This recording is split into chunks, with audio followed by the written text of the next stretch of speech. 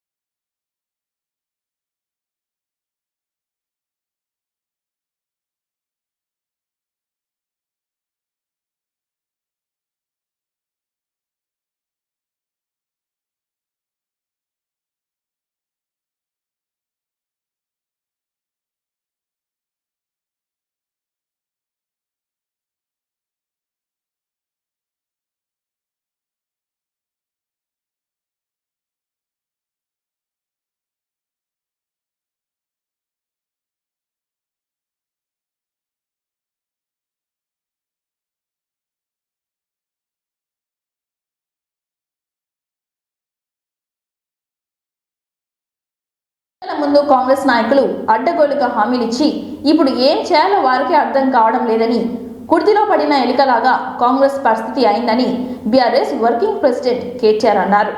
అప్పుడేమో అందరికీ అన్ని హామీలు ఇస్తామని, ఇప్పుడేమో కొందరికి కొన్ని హామీలు ఇస్తామంటున్నారని విమర్శించారు. ఏమన్నా అంటే కేసీఆర్ ఖజానా ఖాళీ చేశాడని, సెక్రటరియేట్లో లంక బిందెలు దొరుకుతాయని వచ్చానని రేవంత్ రెడ్డి అంటున్నారని విమర్శించారు. రేవంత్ రెడ్డి ఒక ముఖ్యమంత్రిలా మాట్లాడుతున్నాడా? అతని పాత బుద్ధులు అన్ని మళ్ళీ బయటకు వస్తున్నాయని చెప్పారు కేటీఆర్. రైతు రుణమాఫీపై ప్రశ్నిస్తే రేవంత్ రెడ్డికి రోషం పోడ్చుకొస్తుందని మండిపడ్డారు. కాంగ్రెస్ వాళ్ళు ఇటుకలతో కొడితే తాము రాళ్లతో కొట్టే రోజులు కూడా దగ్గరలో ఉన్నాయని హెచ్చరించారు. రేవంత్ రెడ్డి సీఎం అవుతాడని అనుకుంటే 30 సీట్లు కూడా రాకుండేనని కేటీఆర్ అన్నారు. నాగర్ కర్నూలు జిల్లా అచ్చంపేటలోని బీఆర్ఎస్ పార్టీ విస్తృత స్థాయి సమావేశంలో కేటీఆర్ పాల్గొన్నారు. మీకు ఉత్తరం రాసి నీళ్లు అడుక్కునే దుస్థితి ఎందుకు వచ్చింది చెప్పు రేవంత్ రెడ్డి పాలమూరు ప్రజలకు అని చెప్పి నేను డిమాండ్ చేస్తా ఉన్నా. అంటే అయితే అసెంబ్లీలో అబద్ధం చెప్పినావు లేదా నిన్న వచ్చిన నీ పత్రికా ప్రకటన అన్న అబద్ధం, ఈ రెండిట్ల ఏది నిజం ఏది అబద్ధం చెప్పాలా రేవంత్ రెడ్డి అని చెప్పి కూడా నేను అడుగుతా ఉన్నా. ఇంకొక మాట కూడా దయచేసి మిమ్మల్ని ఆలోచించమని కోరేది. అసెంబ్లీలో అబద్ధాలు చెప్పడం నేరం, పాలమూరు రైతుల కడుపు కొట్టడం ఇంకా ఘోరం. మరి ఈ రెండిటి పాపాన్ని కూడా వచ్చిన 2.5 నెలల్లోనే నెత్తిన పెట్టుకున్నాడు రేవంత్ రెడ్డి కాంగ్రెస్ ప్రభుత్వం. ఇవాళ పాలమూరు రైతాంగం మెడ మీద కేఆర్ఎంబి అనే ఒక ఖడ్గం వేలాడుతున్నది. ఇదేదో చిన్న ఆశామాషి విషయం, ఆ ఓటును అనవసరంగా ఖరాబు చేసుకోవడం తప్ప ఇంకోటి కానే కాదు. కాంగ్రెస్ పార్టీ నాయకులు ఎంపీలుగా ఉన్న రేవంత్ రెడ్డి గాని, ఉత్తమ్ కుమార్ రెడ్డి గాని, కోమటిరెడ్డి వెంకటరెడ్డి గాని ఏనాడు తెలంగాణ కోసం ఒక్కరోజు ఒక్క మాట మాట్లాడింది లేదు. ఎప్పుడు చూసినా కేసీఆర్ ను బద్నాం చేయాలి, తెలంగాణను అప్రతిష్ట పాలు చేయాలనే ఒక చిల్లర ప్రయత్నం తప్ప ఎన్నడూ ఏ ఒక్కరోజు కూడా ఒక్క మంచి మాట మాట్లాడిన పరిస్థితి కూడా లేదు. అందుకే పార్లమెంట్ లో రేపటి రోజున ఢిల్లీలో మళ్ళీ నరేంద్ర మోడీ వచ్చినా ఇంకొకరు వచ్చినా ఎవరు వచ్చినా 2 లక్షల రుణమాఫీ అన్నాడు రేవంత్ రెడ్డి. యాదికున్నదా? ఉరికి తెచ్చుకోండి. ఇప్పుడు కింద ఎవరైనా తెచ్చుకోకపోతే తమ్ముళ్ళు డిసెంబర్ 8 తారీఖు వరకు రైతన్నలు ఉరకండి, తెచ్చుకోండి. 9 నాడు నేను ముఖ్యమంత్రి అవుతున్నా 2 లక్షల రూపాయలు రుణం మాఫీ చేస్తా అన్నాడు. మరి డిసెంబర్ 9 వాయే, జనవరి 9 వాయే, ఫిబ్రవరి 9 వాయే, మార్చి 9 రానే వట్టే. మరి ఎన్ని పోవాలి ఇంకా చూద్దాం, మనం కూడా చూద్దాం. రైతన్నలు కూడా చూస్తా ఉన్నారు. ఇప్పటికే రైతు బంధు పడతలేదు, కరెంటు వస్తలేదు, 2 లక్షల రుణమాఫీ ఊసు లేదు. మరి ఏం జరుగుతున్నది అనేది తెలంగాణలో రైతన్నలు కూడా ఆలోచన చేస్తా ఉన్నారు. లోపల రగిలిపోతా ఉన్నారు. ఎందుకంటే ఓట్లేస్తేమి, మరి గెలిపిస్తేమి, తప్పు చేస్తేమి, కక్కలేక మింగలేక సావ పడితేమి, అనవసరంగా కేసీఆర్ ను పోగొట్టుకుంటేమి, ఇప్పుడు ఏం చేయాలా అనే బాధలో రైతులు ఉన్నారు. మీరేం వాళ్ళని పుల్ల వీర్పు మాటలు అనవలసిన అవసరం లేదు. కేవలం ఒకటే మాట అడగాలి, మార్పు మంచిగుందా? రైతన్న సొమ్ము ఒకటిది సోకొకటిదన్న సామెత గట్లున్నది కథ. అత్త సొమ్ము అల్లుడు దానం చేసినట్టు కేసీఆర్ గారు ఇచ్చిన ఉద్యోగాలను ఈయన వచ్చి అదేదో కాగితాలు ఇచ్చి నేనిచ్చినా అని చెప్పి ఎగిరినంత మాత్రాన నిజాలు అబద్ధాలు కావు. నేను అందుకే మిమ్మల్ని కోరేది, ఈయన మాట్లాడే మాటలు, ఈయన తిట్టే బూతులు అన్ని వింటున్నాం, మేము కూడా అన్ని జాగ్రత్తగా గమనిస్తున్నాం. మాట్లాడుతున్నాడు 100 ఫీట్ల లోపల, 100 మీటర్లు ఏమనే కదా, 100 మీటర్ల లోపల బొంద పెడతారంట కేసీఆర్ ను, బీఆర్ఎస్ పార్టీని. ఈ సొంటోళ్ళని ఇదివరకు చాలా మందిని చూసినాం. ఇంతకుముందు ఈయనకంటే ఈయన గురువు గారు ఉండేది ఒక ఆయన, ఆ గురువు గారు ఉండే, ఆయనతో పాటు ఇంకొక ఆయన ఉండే, చాలా పెద్ద తీస్మార్ ఖాన్లు. జిహెచ్ఎంసీ డిప్యూటీ మేయర్ దంపతులు శ్రీలత, శోభన్ రెడ్డి కాంగ్రెస్ పార్టీలో జాయిన్ అయ్యారు. ఫిబ్రవరి 20వ తేదీన ఆదివారం గాంధీ భవన్ లో దీపాదాస్ మున్షి, మంత్రి పొన్నం ప్రభాకర్ సమక్షంలో కాంగ్రెస్ పార్టీలో చేరారు. ఈ సందర్భంగా వారికి దీపాదాస్ మున్షి హస్తం కండువ కప్పి పార్టీలోకి ఆహ్వానించారు. డిప్యూటీ మేయర్తో పాటు పలువురు బీఆర్ఎస్ కార్పొరేటర్లు కూడా కాంగ్రెస్ లో చేరారు.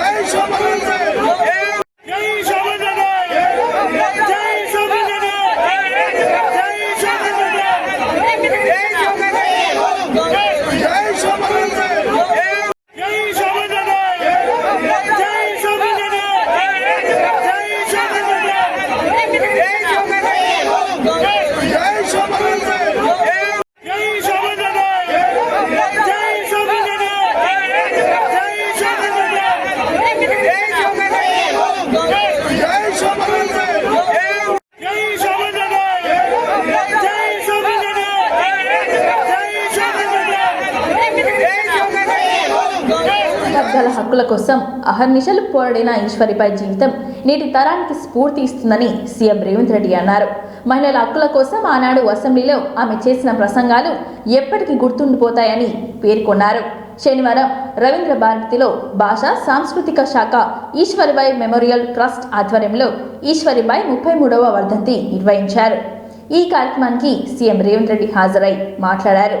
ఈ కార్యక్రమానికి హాజరు కావడం తన బాధ్యతగా భావించనని ఆయన అన్నారు. నేటి సమాజంలో చదువుకున్న మహిళలు రాజకీయాల్లో రాణించాలంటే చాలా కష్టమైన పరిస్థితులు ఉన్నాయని, కానీ ఈశ్వరిబాయి 5 దశాబ్దాల క్రితమే అంబేద్కర్ స్ఫూర్తితో రాజకీయాల్లో తనదైన ముద్ర వేశారని ఆయన అన్నారు. తొలి దశ తెలంగాణ ఉద్యమంలో కూడా ఆమె ప్రముఖ పాత్ర పోషించారని ఆయన కొనియాడారు. ఈశ్వరిపై రాజకీయాల్లో రాణిస్తే కూతురు గీతారెడ్డి డాక్టర్ చదివించారని గుర్తు చేశారు. పిసిసి వర్కింగ్ ప్రెసిడెంట్గా గీతారెడ్డి క్రియాశీలకంగా పనిచేశారని, ఆరోగ్య సమస్యలు పక్కన పెట్టి పార్టీ కార్యక్రమాల్లో యాక్టివ్గా పాల్గొన్నారని రేవంత్ రెడ్డి అన్నారు.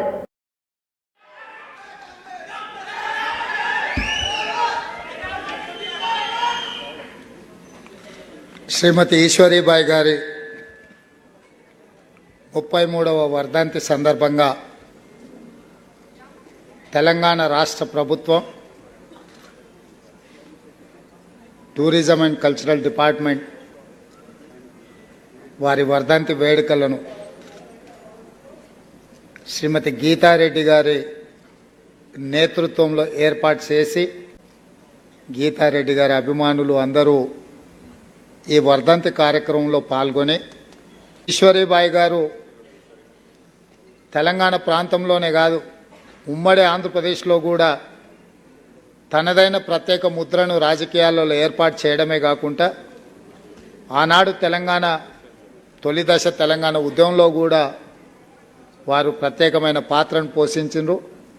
వారు రాజకీయాలలో రాణిస్తూనే శ్రీమతి గీతారెడ్డి గారిని ఒక మంచి డాక్టర్గా చదివించి సమాజంలో అత్యున్నతమైన గౌరవము, మంచి చదువు, అన్నిటికంటే ముఖ్యంగా మా డాక్టర్ గారిని మనందరం మనస్ఫూర్తిగా అభినందించాలి. ఎందుకు అనంటే గీతక్క రాజకీయాలలో ఎదగాలని వారికి పూర్తి స్థాయిలో సహకారాన్ని అందించి హాస్పిటల్ రన్ చేయడం నుంచి మొదలు పెడితే నైతికంగా, ఆర్థికంగా, రాజకీయంగా వారు అండగా నిలబడి, మనం చాలా సందర్భాల్లో పెద్దలు చెప్తారు ప్రతి పురుషుడి విజయం వెనకాల ఒక స్త్రీ ఉంటుందని. కానీ ఇక్కడ స్టోరీ కొంచెం రివర్స్లో ఉన్నది. గీతక్క ప్రతి అడుగులో, ప్రతి విజయంలో డాక్టర్ గారి స్ఫూర్తి, డాక్టర్ గారి సహకారం ఉంది. మనందరం కూడా వారిని మనస్ఫూర్తిగా అభినందించాలి. గీతక్క ఒక మాట చెప్పిండ్రు, ఎన్నో కార్యక్రమాలు ఉండి ముఖ్యమంత్రి గారు ఇక్కడికి వచ్చిండ్రు అని. ఇది నేను బరువుగా భావించాను, బాధ్యతగా భావిస్తాను.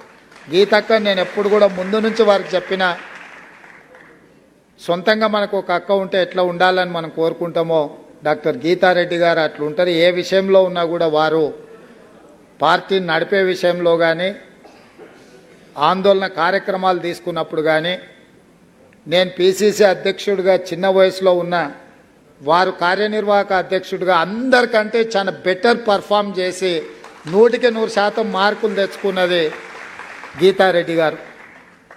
సభ్యత్వ నమోదు కార్యక్రమంలో 17 స్థానంలో కాంగ్రెస్ పార్టీలో నిలబడ్డది.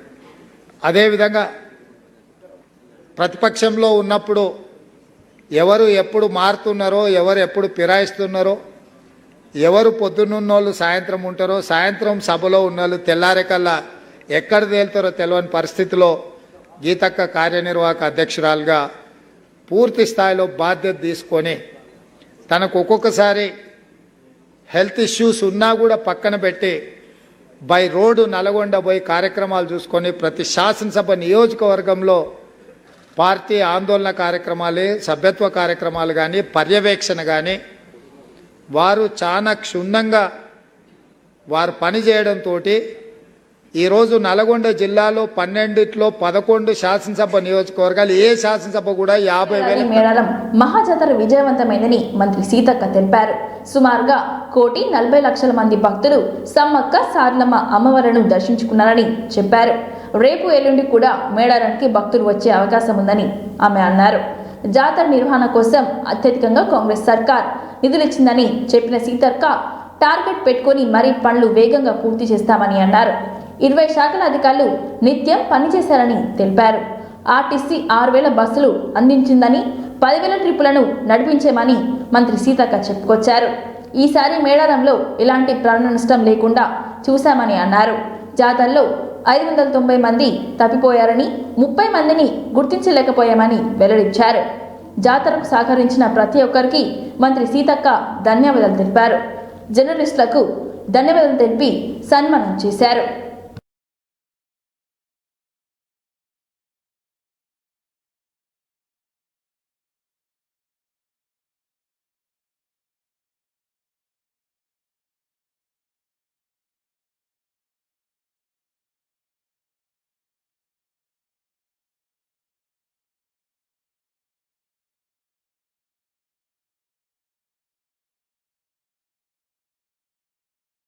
ప్రత్యేక ధన్యవాదాలు తెలియజేస్తా ఉన్నాను.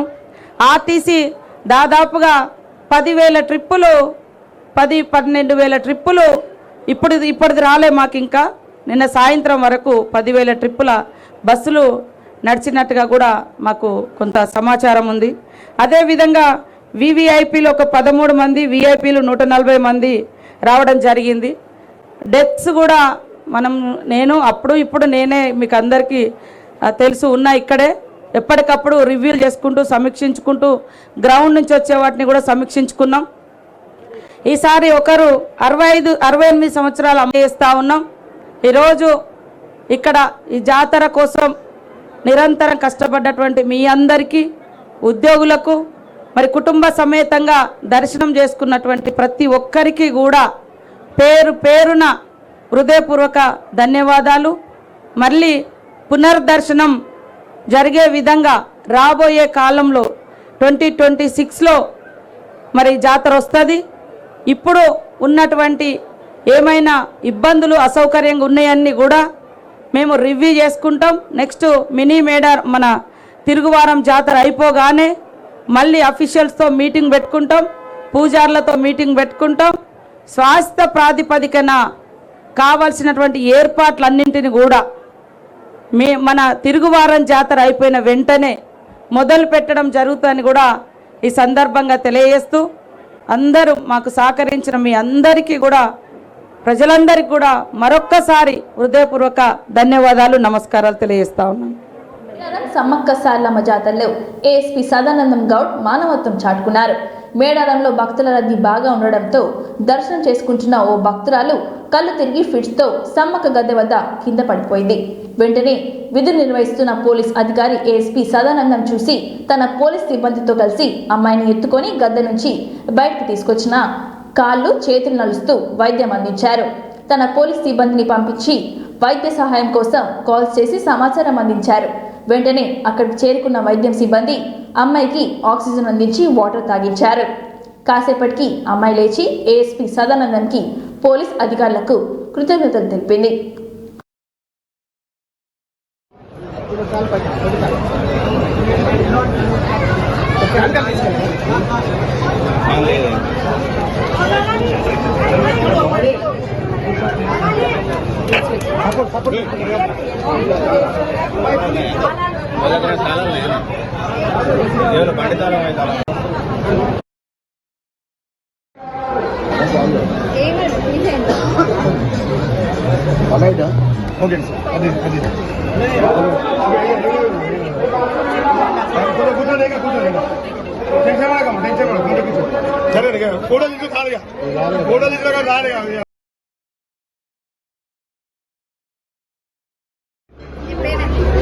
భవానీ గౌడ్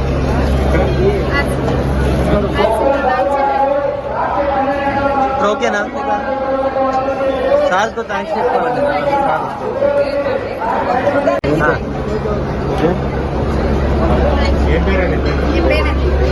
భవానీ గౌడ్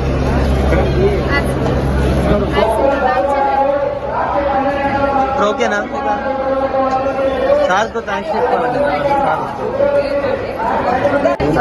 తన కుటుంబ సభ్యులతో కలిసి సమ్మక్క దర్శనానికి వెళ్తున్న ఎస్ఐ రవికుమార్ ను అతని ఫ్యామిలీ మెంబర్స్ ముందే ఆదిలాబాద్ ఎస్పీ ఆలం గౌస్ చెంపదెబ్బ కొట్టారు. శుక్రవారం రాత్రి ఈ ఘటన జరిగింది. వరంగల్ కమిషనరేట్ కు చెందిన రవికుమార్ ప్రస్తుతం మేడారం జాతరలో రోప్ పార్టీ ఇన్ఛార్జ్ గా డ్యూటీలో ఉన్నారు. శుక్రవారం రాత్రి కుటుంబ సభ్యులతో కలిసి సమ్మక్క సారలమ్మ దర్శనానికి వెళ్లారు. క్యూ లైన్లోకి తన భార్య పిల్లలను పంపించే ప్రయత్నం చేశారు. ఇది గమనించిన ఆలం గౌస్ రవికుమార్ చెంప మీద కొట్టారు. ఇది హఠాత్ పరిణామంతో ఎస్ఐ బిత్తరపోగా ఎస్పీ బూతు పురాణం అందుకున్నారు.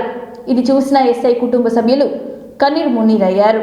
పనిష్మెంట్ కింద కుటుంబ సభ్యుల ముందే రవికుమార్ను కింద కూర్చోబెట్టారు. కొందరు సిబ్బంది నిరసన తెలిపే ప్రయత్నం చేయగా ఉన్నతాధికారులు శాంతింపజేశారు. ఆయన ఒక బీట్ ఆఫీసరు, పొద్దున్నుండి సాయంత్రం దాకా కూడా ఇక్కడ మేడారంలో డ్యూటీ చేస్తున్నాడు ఎండలో. నాకు హెల్త్ బాగాలేదు, నన్ను ఒక్కదాన్నే విఐపి దాంట్లో తీసుకువెళ్ళమని అంటే తీసుకువెళ్ళిండు. అసలు అక్కడ ఎవ్వరు రానివ్వలేదు లోపలికి. బాగా అక్కడ ఉన్న కానిస్టేబుల్ని బాగా రిక్వెస్ట్ చేసి హెల్త్ బాగాలేదని రిక్వెస్ట్ చేసి తీసుకెళ్ళిండు. ఆయన పంపించిండు మమ్మల్ని. కొద్దిగా లోపలికి వెళ్ళగానే అక్కడ ఒక IPS వచ్చి మా హస్బెండ్ది గల్ల పట్టుకొని ఒక దొంగని, ఒక నేరస్తుని, ఏదైనా మర్డర్ చేస్తే ఒక మనిషిని మనం ఎట్లా లాక్కపోతారో అంత దారుణంగా లాక్కొని పోయి మా సార్ది పాస్ తీసుకొని ఆయన గల్ల పట్టుకొని లాక్కొని పోయి కూర్చోబెట్టుకున్నాడు. అక్కడ నేను బతిలాడి, సార్ ప్లీజ్ సార్ కానీ ఒక బెగ్గర్ లాగా అడుక్కున్నాను. ఆయన కాళ్ళు కూడా పట్టుకున్నాను, ప్లీజ్ సార్ మమ్మల్ని వదిలేయండి సార్ అని. అయినా కూడా అసలు మమ్మల్ని వదిలేయలేదు. బాగా నీచంగా మాట్లాడిండు. తను కాలు మీద కాలు వేసుకొని ఆయనకు ఒక హోదా ఉందని అధికారంతో బాగా అసలు కాంగ్రెస్ పార్టీపై కేంద్ర మంత్రి బీజేపీ రాష్ట్ర అధ్యక్షుడు కిషన్ రెడ్డి విమర్శలు గుప్పించారు.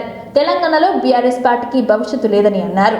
ఏప్రిల్ మొదటి వారంలో పార్లమెంట్ ఎన్నికలు రాబోతున్నాయని, బీఆర్ఎస్ కు ఒక్క సీటు గెలవకున్నా నష్టం ఏమీ లేదని ఆయన అన్నారు. కాంగ్రెస్ బీఆర్ఎస్ పార్టీలు అవినీతి కుటుంబ పార్టీలని ఆరోపించారు. బీజేపీ బీఆర్ఎస్ ఒకటేనని కాంగ్రెస్ అబద్ధపు ప్రచారాలు చేస్తుందని చెప్పారు. తుప్రాన్లో బీజేపీ విజయ్ సంకల్ప్ యాత్ర కిషన్ రెడ్డి మాట్లాడారు. కాంగ్రెస్ బీఆర్ఎస్ పార్టీలు ఎన్నికల్లో బీజేపీని దెబ్బతీసే ప్రయత్నం చేస్తున్నాయని కిషన్ రెడ్డి ఆరోపించారు. పార్లమెంట్ ఎన్నికల్లో తెలంగాణలో 17కి 17 సీట్లు గెలుస్తామని ధీమా వ్యక్తం చేశారు. హైదరాబాద్లో ఎంఐఎం ఎంపీ అసదుద్దీన్ని ఓడిస్తామని ఆయన అన్నారు. రాహుల్ గాంధీ ఎంపీ ఎన్నికల తర్వాత విదేశాలకు వెళ్లిపోతారని, కాంగ్రెస్ పార్టీకి నాయకుడు లేడని విమర్శించారు. ఈ కార్యక్రమంలో పాల్గొంటున్నటువంటి సోదరులందరికీ అందుకే ఈరోజు భారతీయ జనతా పార్టీ తెలంగాణ శాఖ ద్వారా ఒక 5 యాత్రలు తీసుకొని గ్రామాలలో ఉన్నటువంటి గ్రామీణ ప్రజలను, రైతులను, మహిళలను, యువకులను గత 9 సంవత్సరాలుగా అనేక రకాల అద్భుతమైనటువంటి కార్యక్రమాలు చేపట్టడం జరిగింది. పేదవాడి ఇంటి నుంచి సంబంధించి ఒక టాయిలెట్ కట్టేటువంటి కార్యక్రమం 3.5 సంవత్సరాలుగా మరి ఇద్దరు ఉంటే 10 కిలోలు, ముగ్గురు ఉంటే 15 కిలోలు, 5 ఉంటే 25 కిలోలు ప్రతి పట్టణాన్ని అనుసంధానం చేస్తూ జాతీయ రహదారుల నిర్మాణం కానీ, అదేవిధంగా ప్రతి గ్రామంలో ఈ దేశంలో ఎక్కడ చూసినా శాంతి భద్రతల సమస్య ఉండేది. దేశంలో పూర్తిగా ISI కార్యక్రమాల మీద పూర్తిగా మరి ఉక్కు పాదంతో అణిచివేయడం జరిగింది.